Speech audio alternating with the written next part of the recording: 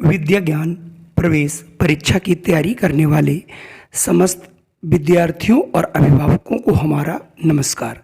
जैसा कि आपको पता है कि विद्या ज्ञान प्रवेश परीक्षा भारतवर्ष में क्लास 6 की सबसे टिपिकल परीक्षा होती है, सबसे कठिन परीक्षा होती है, सबसे अधिक चरणों से गुजरना पड़ता है। इसलिए अगर आप इस परीक्षा के लिए सोच रहे हैं, तैयारी कराना चाह रहे हैं, तो आपको अभी से जुट जाना चाहिए, तभी आप इस परीक्षा को पास कर सकते हैं। तो इसी संदर्भ में आज हम विद्या ज्ञान प्रवेश परीक्षा की जो अभिरुचि परीक्षण होता है उसमें 35 प्रश्न हर साल जरूर पूछे जाते हैं, उन्हीं को मैं लेकर के आया हूँ। इन्हें आप मेरे साथ बने रहिए और इन्हें अपने साथ बिठा करके, या बच्चे इसे देख रहे हैं तो आप हमारे साथ लगातार इस पूरे वीडियो में बने रहिए और देखिए कि किस प्रकार के प्रश्न आते हैं। हालांकि जो मैंने पहला, यह मेरा मॉडल पेपर है, इसमें कुछ प्रश्न आपको सरल मिलेंगे और इसके बाद धीरे धीरे आपको प्रश्न जो है कठिन आएंगे और इसमें से भी आपको ढेर सारे प्रश्न रिपीट भी होंगे। तो आइए फटाफट शुरू कर लेते हैं। सबसे पहले प्रत्येक प्रश्न के उत्तर के 4 संभावित विकल्प दिए गए हैं, जिनमें से एक सही है। उत्तर पृथक में सही विकल्प वाले गोले को पूर्णतः काला करना है, जैसा कि परीक्षा में लिखा रहता है। यहाँ पर कह रहा है 56 से लेकर के 60 तक के प्रश्न के जो विकल्प दिए गए, कौन सा विकल्प भिन्न है। यानी यहाँ पर 4 विकल्प दिए गए हैं और चारों किसी एक तरीके से समानता रखते होंगे। 3 और एक चौथा जो होगा वो समानता नहीं रखता होगा। हालांकि इस प्रकार के प्रश्न काफ़ी सरल होते हैं। यहाँ पर आपको 1 से 2 प्रश्न मिलते हैं, तो यहाँ पर 4 प्रश्न हैं, चारों में आपको बताना है। सबसे पहला प्रश्न है गंगा, आगरा, सतलज और यमुना।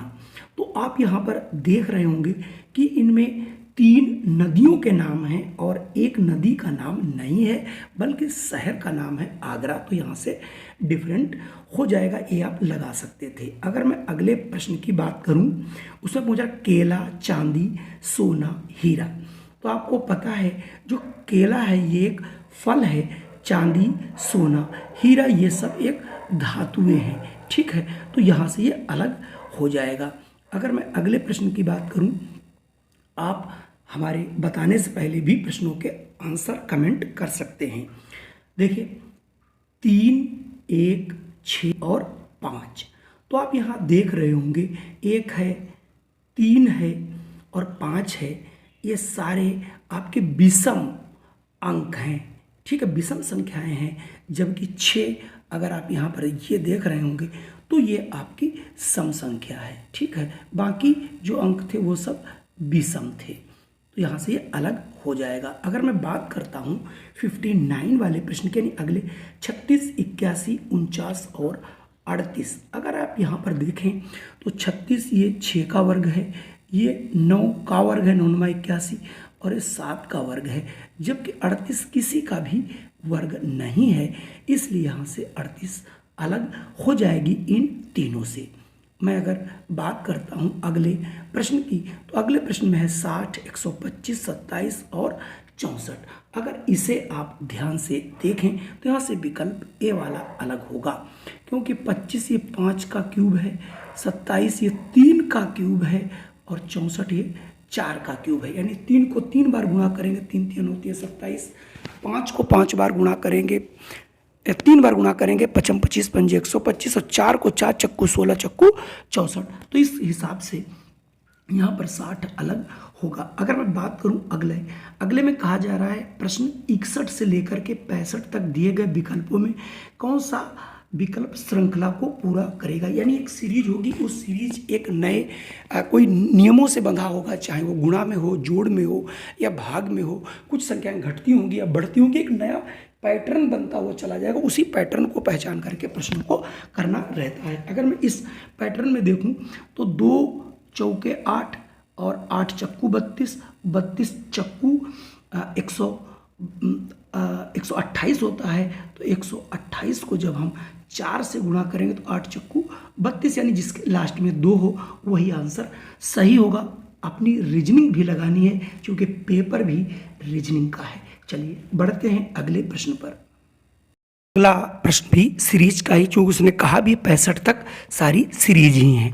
अब यहाँ पर देखिए 14, 3, 16, 12, 18, 48, 20 और ये 192 नहीं, ये केवल 19 है बेटा, ठीक है। आप इसे 19 ही पढ़िएगा। अब आप यहाँ से देख रहे होंगे यहाँ पर दो सीरीज है, एक सीरीज नहीं है। कैसे? आप थोड़ा सा ध्यान दें। देखिए ये 14 है, 14 के बाद 16 यानी 2 बढ़ा, 16 के बाद 18 एक छोड़ दीजिए, 20, तो अगली संख्या क्या आ जाएगी? 22। मान लिया अगर ये 22 दी होती, अगली छुट्टी तो कैसे निकालते? 3 चक्कू 12, 12 चौकू 48 और 48 चौके अगला प्रश्न आपका आ जाता। तो ये सब चीज़ें बहुत आसानी से आप निकाल सकते हो, तो यहाँ से ऑप्शन बी आएगा। अब अगला, चूँकि सीरीज केवल अंकों में ही नहीं होती, हमारे अक्षरों में भी होती है, तो यहाँ पर अगर आप देखें तो सी यानी सी डी यानी 1 छोड़ दिया गया, ई एफ जी 2 छोड़ दिया गया, 3, तो यहाँ पर 4 अक्षर छोड़ के एल के बाद एम एन ओ पी छोड़ दीजिए, अगला कौन सा आएगा? यानी क्यू आएगा। तो यहाँ से 63 में आपका क्यू वाला ऑप्शन सही होगा। बहुत आप आराम से इसे बढ़ाएंगे। अगले अगर आप सीरीज की बात करें, ए ई आई ओ, इसका मतलब ये हमारे स्वर हैं अंग्रेजी के। तो अंग्रेजी के स्वर होते हैं ए ई आई ओ और यू। तो इसका मतलब अगला जो होगा इसमें स्वर ही आएगा, स्वरों का एक सीरीज बना हुआ है। बात करता हूँ अगले प्रश्न की, तो अगले में है 7 है, फिर आपका 12 है, फिर 19 है, फिर बीच में कुछ भरना है। तो इसमें देखता हूँ कोई डिफरेंस की चीज़ तो नहीं है जो डिफरेंस से इसे पूरा हो, क्योंकि इसमें डिफरेंस वाला ही समझ में आ रहा है। 7 और 5 होता है 12, ठीक है। और इसमें अगर मैं 7 जोड़ूँ तो कितना होता है? 19। तो इसका मतलब 2 बढ़ रहा है।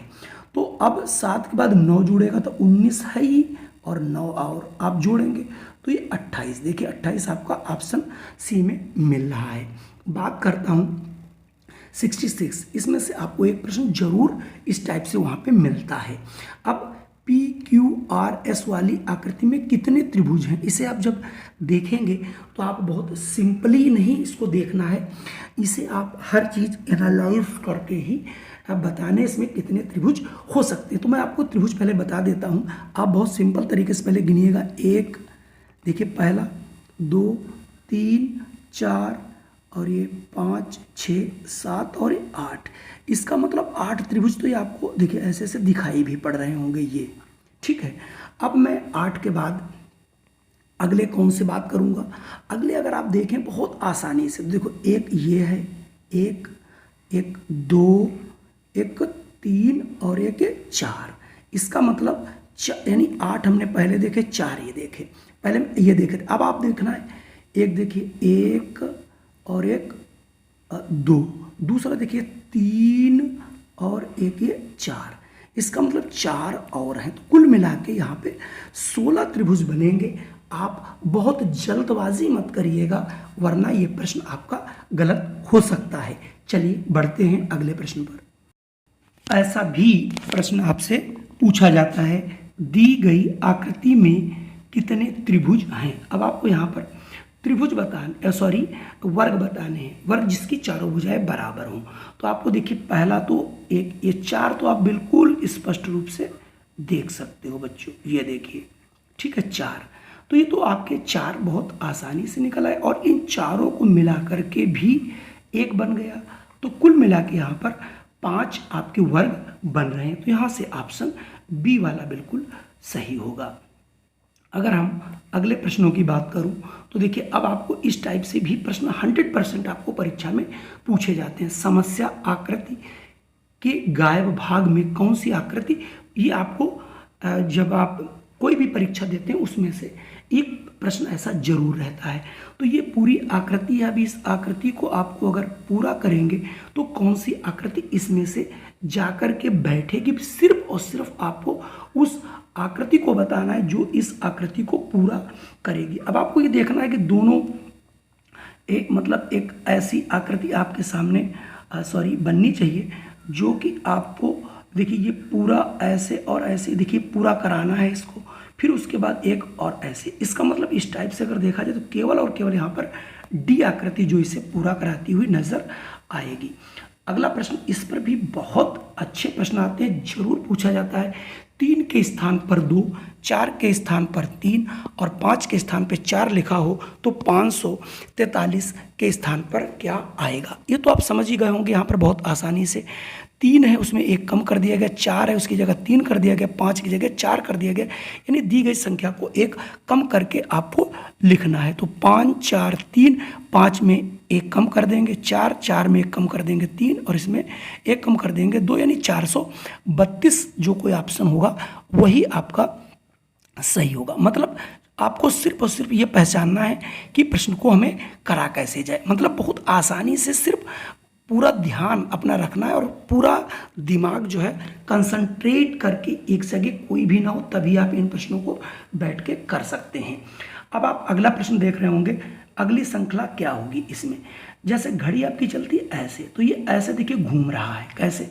आपको घड़ी तो नहीं दिख रही होगी, लेकिन पहले ऐसे आया चिन्ह, अब देखिए फिर ऐसे चला गया। आप इसे जोड़ लीजिए, फिर नीचे आ गया। इसका मतलब अब इस साइड से जो ये चिन्ह आएगा ऐसे, यही आपका उत्तर से मिलेगा। तो 70 में ये देखिए सी, यानी तीसरा वाला सही है। तीसरा ऑप्शन हमारा सी में है, इसलिए यहाँ से ऑप्शन सी सही होगा। चिड़िया अगर घोंसले में रहती है तो शेर किस चीज़ में रहता है? घर है, घर तो बनाता नहीं, गुफा, तो शेर जो होता है वो गुफा में रहता है। जंगल तो एक पूरा जंगल है, रहने का जो प्रॉपर स्थान है वो गुफा बना के रहता है। चलिए बढ़ते हैं अगले प्रश्न पर।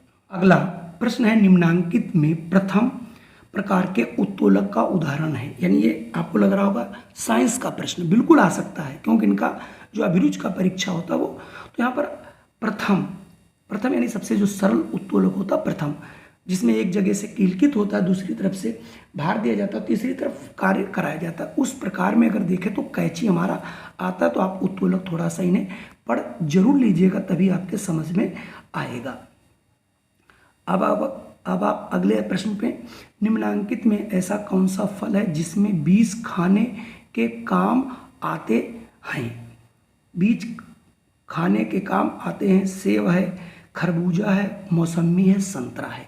अब आपको थोड़ा सा यहाँ पर दिमाग लगाना पड़ेगा कि जो खरबूजा होता है उसके बीज बेचे जाते हैं। जो हमारी नमकीन आती हैं, मिठाइयाँ बनती हैं, उनमें जो खरबूजे के बीज होते हैं छोटे छोटे, उन्हें जो छील करके मशीनों से डाला जाता है। तो यहाँ से ऑप्शन बी वाला सही होगा। अगर मैं अगले प्रश्न की बात करूं, सबको आता होगा, निम्नांकित में से कौन सा वाहन सड़क पर चलता है? तो सड़क का मतलब आप लोग जानते हैं, इसमें कोई आपको बताने की जरूरत नहीं है। तो ये प्रश्न हम आपके लिए हवाले करते हैं और उसका आंसर आप लोगों से हम जरूर चाहेंगे कि इसका आंसर आप हमें जरूर करें। चलिए बढ़ते हैं अगले प्रश्न पर। अगला प्रश्न है, उत्तर आकृति में कौन सी उस आकृति का पता लगाएं जिसमें प्रश्नकृत निहित है। यानी ये वाली जो है आकृति किसके अंदर बैठी हुई है, उस आकृति का चयन करना है। तो ऐसे प्रश्नों को करने के लिए आप बहुत आसानी से इसको अगर आप देखें तो ये किस में आपको दिखाई पड़ रहा है जिसमें ये वाला दोनों चिन्ह ऐसे आया हो। देखिए इसमें तो है नहीं, हाँ इसमें देखिए बी वाले में अगर आप देखेंगे तो देखिए ये वाला ऐसे आ रहा है और तीसरा ये और ये और ये, तो इसका मतलब यहाँ से ऑप्शन बी होगा। फिर से आप देख लीजिए बी वाले ऑप्शन ये बिल्कुल इसके अंदर बैठा हुआ है।